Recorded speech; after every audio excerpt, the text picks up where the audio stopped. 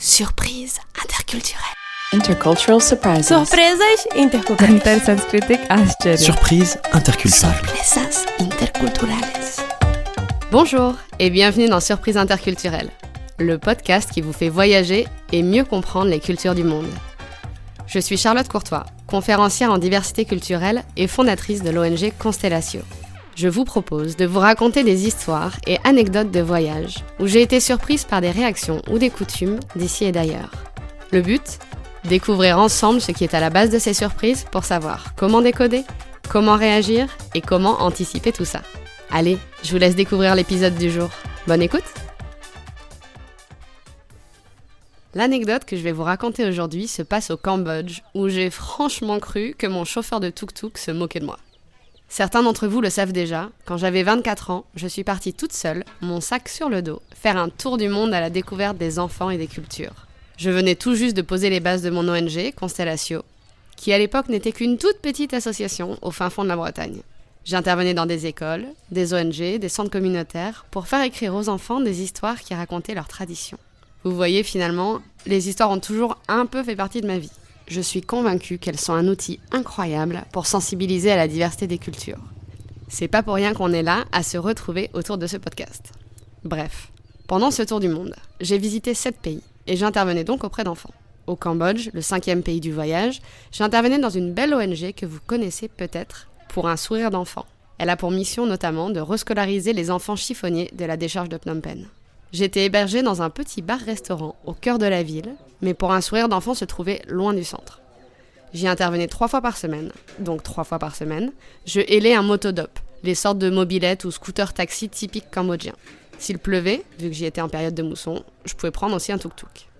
Dans un anglais cassé, je communiquais alors avec le chauffeur pour lui demander de m'emmener à PSE, pour un sourire d'enfant donc. Et invariablement, il se passait la même chose. Comme c'était loin, je leur demandais s'ils savaient où ça se trouvait pour pouvoir leur expliquer si besoin. Et à chaque fois, ils me disaient que oui. Et je montais sur le motodop, ou dans le tuk-tuk, et quelques centaines de mètres plus loin, ils s'arrêtaient pour demander à un autre chauffeur où ça se trouvait.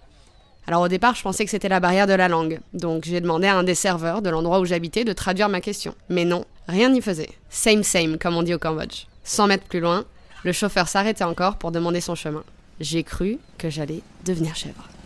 Ce que j'ai fini par comprendre, au bout d'un moment, et de nombreuses discussions avec les locaux et les étrangers vivant sur place, c'est qu'en fait les Cambodgiens et les Français n'ont pas le même rapport au nom.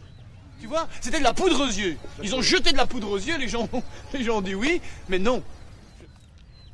En France, ou dans certains autres pays, comme les États-Unis ou l'Angleterre par exemple, on trouve pléthore d'articles de magazines nous expliquant l'importance de savoir dire non.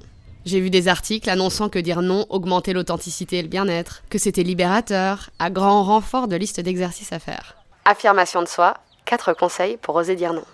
Apprendre à dire non pour enfin s'affirmer. How saying no enhances authenticity and well-being. Manifestement, c'est un objectif à viser. Oui, mais... Bah non, justement. Il semblerait que ce soit culturel tout compte fait. Que dans certaines cultures, il soit plus facile, mais aussi et surtout plus acceptable de dire non. Et apparemment, ce n'était pas le cas du Cambodge. Alors on ne va pas se mentir, certains d'entre nous risquent d'être fortement agacés et auront tendance à penser que ce n'est pas comme ça qu'il faut fonctionner. Mon argument naturel serait de dire « Bah oui, sauf qu'on fonctionne pas tous pareil, c'est comme ça ». Mais bon, je suis consciente que cet argument ne suffira pas pour tout le monde. Vous travaillez ou vous voyagez dans un pays où, comme au Cambodge, les gens ne disent pas non directement. Parfois, ça peut être un « oui, je vais regarder, je reviendrai vers vous ». Ou c'est, comme dans mon cas, un « oui » qui veut dire non, voire un « Inch'Allah ». Soyons un peu terre à terre, vous ne changerez pas les gens, autant essayer de mieux les comprendre pour vous adapter et anticiper.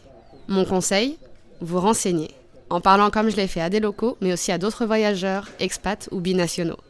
Ne prenez pas un oui pour un oui automatiquement. Vérifiez systématiquement. Je vous donne un exemple. Si vous avez expliqué quelque chose à quelqu'un, plutôt que de demander à la personne si elle a compris, posez-lui des questions concrètes, ou demandez-lui de reformuler. Vous pouvez aussi, par exemple, proposer une alternative, si vous sentez que la personne n'ose pas dire non à votre proposition initiale. Ou si vous le pouvez, comme c'était le cas dans ma situation, laissez faire, et prévoyez juste de la marge de temps. Allez, je vous fais confiance, vous trouverez le moyen de vous adapter si vous comprenez le mode de fonctionnement. Donc, étape 1, observez. Étape 2, analyser et questionner.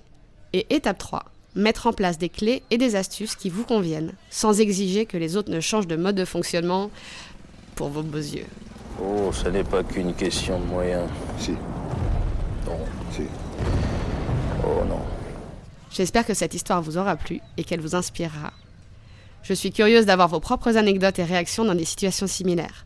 N'hésitez pas à venir me les partager sur Insta ou sur LinkedIn. Je vous donne rendez-vous dans 2 semaines pour vous raconter une anecdote qui m'est arrivée en Afrique du Sud. À très vite. Non.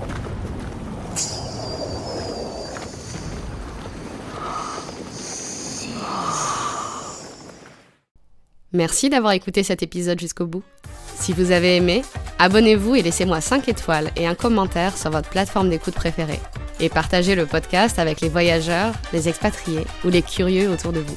À dans 2 semaines pour un nouvel épisode de Surprise interculturelle.